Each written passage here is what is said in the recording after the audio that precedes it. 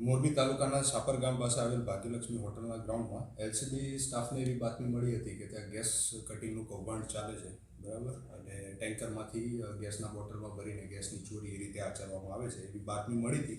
જેના આધારે તારીખ 18/2 અને રાતના 11:15 વાગે ત્યાં આગળ એલસીબીના માણસોએ રેડ પાડતા ત્યાં આગળથી ગેસ ભરેલ ટેન્કર, ગેસ ભરેલા સિલિન્ડર નંગ 26, ખાલી સિલિન્ડર નંગ 21 અને ઇલેક્ટ્રોનિક વજન કાંટો એમ મળીને કુલ 50,66,000નો મુદ્દામાલ એલસીબીના માણસોએ જપ્ત કરેલ છે.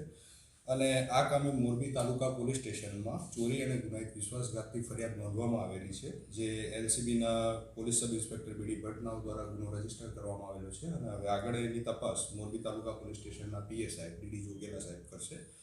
અને આ કામના જે મુખ્ય આરોપી છે રાહુલ જેતારામ કુરાડા બિશ્નોઈ, જે ઝાલોરના છે, અને બુધારામ ખીચડ, જે પણ ઝાલોરના છે, એ બંનેની ધરપકડ કરવામાં આવી છે. હોટલ જેના નામે ભાડે રાખીને આ કૌભાંડ આચરવામાં આવતું હતું તેવા ભગીરથ મંગારામ બિશ્નોઈ અને જે ટેન્કરનો ચાલક છે, જે ડ્રાઈવર છે, એ હાલ પકડવાના હજી બાકી છે. આશરે 3 માસથી આ કૌભાંડ ચાલતું હોવાનું એક અનુમાન કરી શકાય પ્રાથમિક દ્રષ્ટિએ. કોઈ પણ ટેકનિકલ એક્સપર્ટીઝ અથવા તો કોઈ પણ સેફ્ટી ગિયર્સનો યુઝ કર્યા વગર એલપીજી સિલિન્ડરમાં, એટલે એલપીજીના ટેન્કર્સમાંથી સિલિન્ડરને ભરવું એ અત્યંત જોખમી પ્રક્રિયા છે. અને એમાં માનવનો જીવ જોખમાય તથા મિલકત અને તબિયતને, એટલે હેલ્થને નુકસાન કરે એવી 100% એવી પ્રવૃત્તિ છે, એટલે અતિ જોખમી કહી શકાય.